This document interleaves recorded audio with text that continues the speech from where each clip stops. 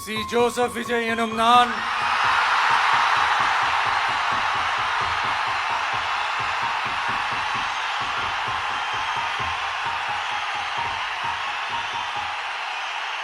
சட்டப்படி அமைக்கப்பெற்ற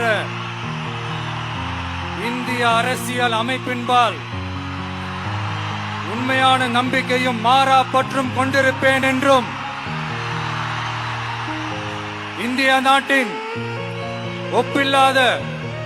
முழு முதல் ஆட்சியையும் ஒருமையையும் நிலை நிறுத்துவேன் என்றும் தமிழ்நாட்டு அரசின் முதலமைச்சராக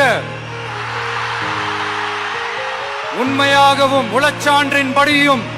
என் கடமைகளை நிறைவேற்றுவேன் என்றும்